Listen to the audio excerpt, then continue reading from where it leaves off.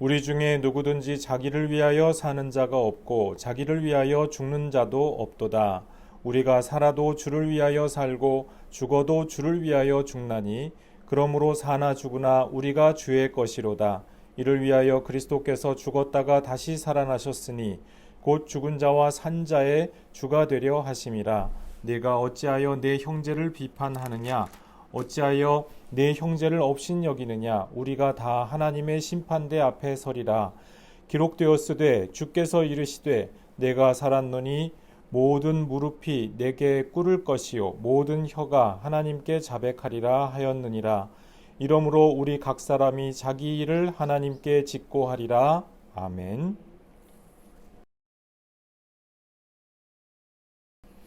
로마 교회는 유대인 추방령으로 입었던 타격을 회복하고 있었습니다. 그런데 그리스도인들 내부에서 신앙 노선의 갈등이 있었죠. 구약 음식 규례를 어떻게 지킬 것이냐, 또 절기와 날에 대한 규례는 또 어떻게 할 것이냐 하는 문제에 대해서 각 신앙 노선마다 서로 조금씩 생각이 달랐습니다. 사도 바울이나 헬라파 전도자들은 그런 것들에 구애받지 않아도 좋다라고 가르쳤는데요. 이러한 그 사도 바울이나 헬라파 전도자들의 주장이 예루살렘 사도 공의회에서 그대로 받아들여졌습니다. 그런데 유대 본토의 예루살렘 교회 수장, 이 주의 동생, 친동생 야고보라고 하지 않았습니까? 이 주의 친동생 야고보를 따르는 이들이 있었는데요. 이 문제에 유독 이 과도하게 집착하는 사람들이 이 가운데 있었다는 것이죠. 주의 친동생 야고보는요, 모든 것을 다 품을 수 있는 그런 신앙의 아량이 있는 분입니다. 대단히 경건한 분이기도 했고요. 하지만은 야고보파의 어떤 사람들은 이 신앙의 아량이 그 야고보하고는 좀 야고보와 같지 않았다는 것이죠. 여기서 이제 분쟁과 갈등이 일어나게 되었습니다. 그러니까 이런 상황에서 누구 말을 따라야 하겠습니까? 이게 참 문제인데요. 이 최근에 나온 영화 중에 돈 룩업이라는 작품이 있죠. 그 지구에 거대한 운석이 날아오고 있는데 이것을 천문학자가 발견하지 않았습니까? 이제 그 운석이 지구의 정통으로 맞으면서 이제 인류가 다 멸망하게 생긴 그런 상황이죠. 그래서 이것을 세상에 알리려고 애를 쓰고 있는데 사람들이 통 귀담아 듣지 않는 거예요. 그러니까 이제 이 여자분이 대통령인데 메릴 스트립이 대통령이죠. 근데 이분도 말을 듣지 않고 이 환하게 웃고 있는 이분도 이제 그 아주 그 유능한 무슨 과학자 같은 분인데 굉장히 자신감 있게 빵빵 얘기를 하는데도 사실은 진짜 대책은 없는 뭐 이런 사람이죠. 그래서 사람들이 통 귀담아 듣지 않는다고 하는 것입니다. 돈과 명예와 인기와 이런 이기적인 동기들에 다들 이 정신이 팔려 있고 내일 죽더라도 나는 그 한 건의 SNS를 올리련다 뭐 이런 자세로 살고들이 있기 때문에 천문학자들이 아무리 열심히 진실을 알리려고 해도 도대체 듣지 않는 거예요. 그리고 정신 차리고 대처를 해야 되는데 자꾸 이상한 선택을 하지요. 그게 능력이 없어서가 아니고요. 그냥 운석을 폭파하면 되는 겁니다. 그런데 또 그렇게 할 능력도 되는데 어떻게 합니까? 마음이 자꾸 이 엉뚱한 데 마음이 가 있다 보니까 자꾸 잘못된 선택을 하게 된다. 이제 이런 얘기 아닙니까? 그러니까 이게 믿음의 문제만이 아니라 만사가 이렇다는 것이죠. 마음이 엉뚱한 데 가 있다 보면 서로 딴 데 가 있다 보면 될 일도 안 되고요. 그렇습니다. 그래서 서로 생각이 좀 다른 거, 해결 방식이 좀 다른 거, 사도 바울 말씀에 따르면 좀 괜찮다는 거예요. 어쨌든 그런 것 때문에 망하지 않는다는 것이죠. 괜찮다는 겁니다. 다만 마음이 엉뚱한데 현혹되어 있다면 이게 문제라는 것이죠. 이 돈 루컴 영화의 이 스토리가 잘 보여주고 있죠. 엉뚱한데 현혹되어 있다 보니까 될 일도 안 되고요. 할 수 있는 일도 못 하고요. 망하지 않을 수 있는 것도 망해버립니다. 그렇게 된다는 것이죠. 그래서 엉뚱한데 마음이 현혹되어 있다 보니까 불필요한 다툼도 생기고 분쟁도 생기게 된다. 그러게 마련이다라는 것입니다. 이 성경에서 보면은 성경에 나타나는 분쟁과 다툼 가운데 상당수가 이렇게 해서 만들어진다는 겁니다. 사도 바울이 1절에서 6절에서 이것을 말씀한 바 있죠. 예수님이 최고 우선순위다. 예수님 생각하면 갈등과 분쟁은 잦아드는 게 당연하다. 또 서로 마음이 그리스도께 향하고 있다면 좀 서로 생각하는 바가 다르고 또 문제 해결하는 방식이 달라도 괜찮다는 거예요. 그것 때문에 큰일 나지 않는다는 겁니다. 그래서 서로가 서로의 그 예수님을 생각하는 마음, 예수님 때문에 행하는 그 정신, 그것을 존중하고 이것을 위해서 서로 소통하자. 이것이 바로 교회 일치 운동이죠. 에큐메니칼 운동의 정신이 바로 이런 것입니다. 다만 이제 마음이 그리스도를 향하지 않고 있다면, 엉뚱한데 현혹되어 있다면 이제 이게 문제라는 것이죠. 온갖 분쟁과 갈등과 또 뭐 사이비 이단 문제, 이런 것들이 여기서 발생하게 된다는 것입니다. 자, 7절 말씀에 이렇게 기록하고 있습니다. 우리 중에 누구든지 자기를 위하여 사는 자가 없고 자기를 위하여 죽는 자도 없도다. 여러분 어떻게 생각하십니까? 사도 바울 선생님이 참 놀라운 말씀을 하시지 않습니까? 우리는 우리 자신을 위해서 살고 있잖아요. 이미 그렇게 살고 있잖아요. 그런데 우리 중 누구든지 자기를 위하여서 사는 사람이 없다는 거예요. 사도 바울은 지금 예수님 믿는 사람이라면 자기를 위해서 사는 사람이 없다. 이렇게 선언을 하고 있습니다. 이게 무슨 말씀입니까? 고대 그리스 시인 핀다로스라고 하는 분이 이런 말을 한 적이 있습니다. 나는 그 누구도 아닌 나 자신을 위해 살 것이다. 어떻습니까? 이게 까마득한 오랜 옛날 사람 말이지 않습니까? 그런데 바로 우리 공감 가잖아요. 우리가 그 누구도 아닌 나 자신을 위해서 사는 게 맞지 않습니까? 심지어 내 배우자, 내 자식, 내 부모를 위해서도 사는 게 아니잖아요. 결국엔 나 자신이 중요한 것이죠. 나 자신을 위해서 살아가는 것, 핀다로스가 이걸 얘기하고 있습니다. 우리가 누구나 다 자유롭게 살고 싶어 하거든요. 누구에게 얽매여서 끌려다니면서 살고 싶어 하지 않습니다. 근데 우리가 사도 바울의 말씀을 듣고 생각해 볼 점이 있다고 하는 것이죠. 만일 내 이기적인 욕망과 욕구대로만 산다면 그것이 정말 자유로운 삶일까? 이것을 우리가 생각해 볼 필요가 있습니다.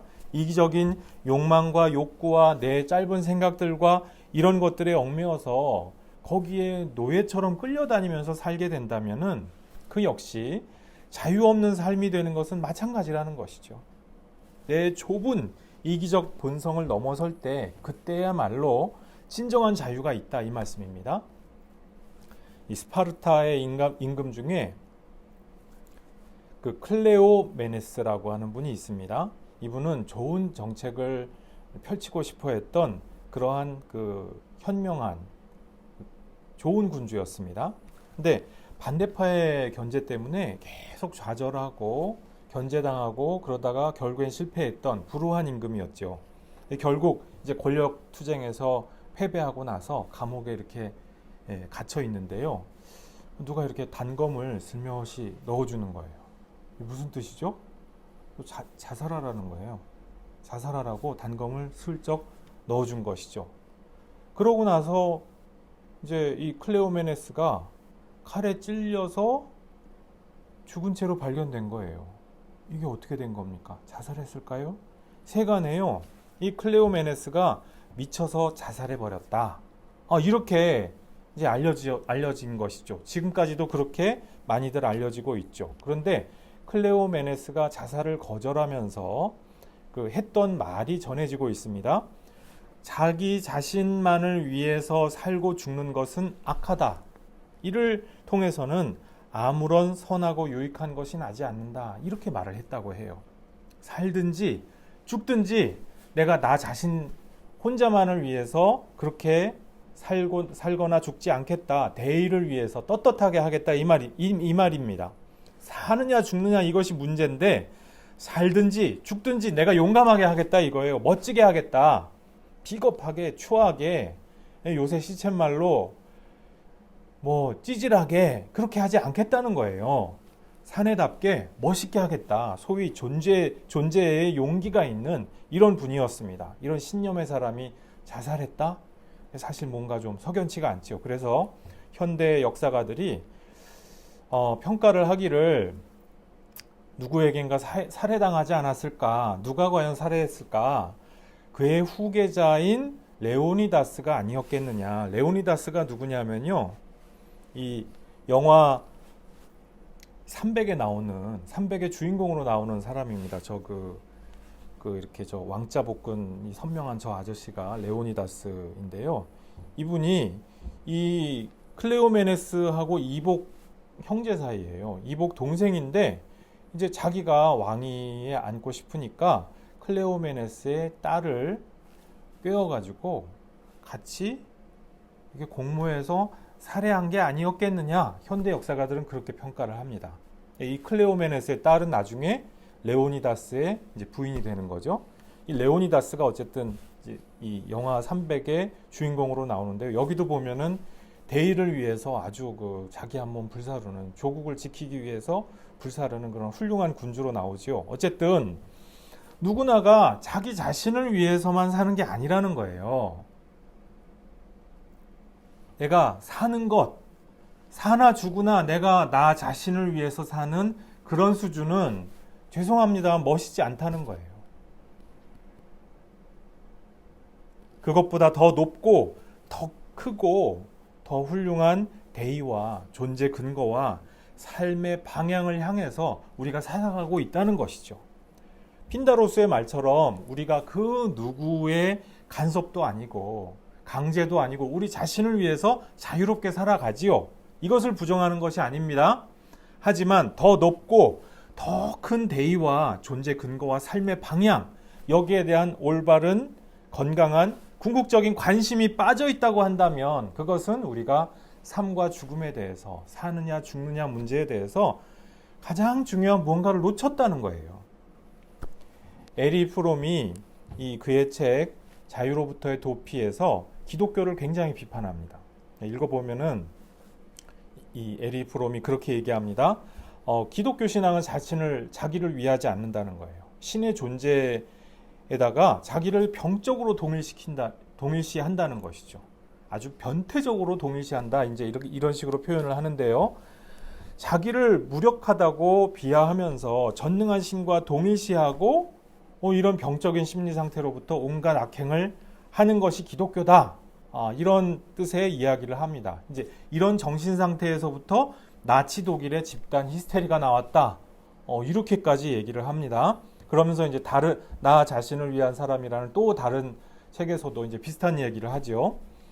에리 프롬의 말에 일리가 있습니다. 에리 프롬의 말에 일리가 있어요. 그 누구 때문도 아니고 우리가 우리 자신을 위해서 사는 것, 자유롭게 살아가는 것 마땅하지요. 당연하지요. 우리가 그렇게 살기를 목표해야 마땅합니다. 또 당시 독일 그리스도교계 그렇게 한 거 잘못이지요. 나치 독일에 부역하는 그런 어용 기독교가 된 것 잘못한 일이지요. 그리스도교가 상태가 좋지 않으면은요 언제든지 이 에리 프롬이 말한 것과 같은 이 비극적인 현상이 나타나게 될 수 있을 것입니다. 하지만 이것이 그리스도교 신앙의 본질은 아니라는 거예요. 하나님의 초월적인 차원과 우리가 건강한 관계를 맺게 될 때 삶과 죽음의 문제, 존재의 문제가 비로소 올바른 방향에 놓이게 되는 것, 이것을 우리 기독교 신앙은 목표로 하고 그리고 그것을 향해서 나아가고 있기 때문입니다. 에리 프롬은 무신론자인데요. 이분의 관점에서는 이 부분이 빠져 있어요. 여기에 대한 고민이 이 부분 이렇게 뻥 뚫려 있는 것처럼 이 부분만 없어요. 이게 안타까운 부분이죠. 우리는 우리 자신에게 속하여 있지 않고 하나님께 속하여 있다. 노스트리 논 수무스 세드 도미니라고 하는 유명한 이 라틴어 말이 있습니다. 이게 종교개혁자 장 칼뱅의 유명한 말인데요. 이것은 우리가 우리 자신에게 속하지 아니하였고 하나님께만 속하였다라고 하는 이 말은요, 우리가 우리 자신을 위하지 않는다는 뜻이 아니에요. 에리 프롬이 이 부분에 대해서 많이 오해를 하고 있는 것이죠. 우리 자신의 존재 근거와 방향성, 정체성이 어디 있느냐? 우리 자신에 있지 않다는 거예요. 예수님께, 하나님께로부터 우리에게 주어지고 선사되는 그러한 부분에 대해서 지금 칼뱅도 이야기하고 우리 기독교 신앙이 믿고 있다는 것입니다. 나의 나됨이 어디에 있습니까? 나의 정체성이 어디에 있습니까? 공허하게 사멸할 이 땅에 있지 않다는 거예요. 이 땅에서부터 나에게 부여되고 주어지는 것이 아니라 이 말씀입니다. 우리를 위해서 죽으시고 다시 사신 예수님을 통해서 하나님 나라의 초월적인 차원이 우리에게 우리가 누구인지 우리 각 사람을 규정하고 결정 지어 주신다는 것입니다. 사나 죽으나 우리가 주의 것이로다. 우리 인생의 모든 상황과 형편과 처지 가운데에서 예수님을 바라보는 것이 그래서 중요합니다. 모든 갈등과 아픔과 서로 생각의 차이와 이 모든 고통스러운 과정 가운데서도요, 예수님을 바라보는 것이 그래서 중요하다는 것입니다. 예수님의 주 되심을 삶과 죽음을 걸고 내 삶과 죽음을 걸고 고백하는 자가 어디 있습니까? 하나님은 오늘도 바로 그 사람을 찾고 계십니다. 기도하시겠습니다. 아버지 하나님 감사합니다. 우리에게 하나님께서 초월적인 하나님 나라를 통하여서 우리가 누구인지 규정하여 주고 계심을 오늘 말씀을 통하여서 우리 들었습니다. 아버지 하나님, 나의 나됨이 나에게 있지 아니하고 하나님께서 주시는 초월적이고 불멸하는 그러한 차원이 있다는 것을 믿습니다. 아버지 하나님, 이 땅에 사멸할 것들 때문에 내가 휘둘리는 것이 아니라 하나님으로부터 오는 귀하고 그리고 위대한 정체성을 가지고 그 방향을 가지고 살아나갈 수 있게 도와주옵소서. 우리에게 여러 가지 부족함과 온전치 못한 모습들이 있습니다. 그러나 이 모든 것들 극복하고 넘어가고 그리고 털어낼 수 있게 도와주옵소서. 나 자신으로부터가 아니라 예수님으로부터 하나님께서 친히 부여하여 주시는 그 정체성을 기대하고 믿기 때문에 아버지 하나님, 이 길을 걷고자 합니다. 주님, 나의 나됨이 나에게 있지 않고 주님께 있사오니 사나 죽으나 내가 주님의 것입니다. 우리의 삶과 죽음 가운데 주님께서 함께하여 주옵소서. 나 자신을 위하여서 살아가는 것이 아니라 주님을 위하여서 살아감으로 말미암아 주님께 영광 올려드리는 우리 모두 될 수 있도록 복 내려주시고 함께하여 주옵소서. 예수님 이름으로 기도드리옵나이다. 아멘.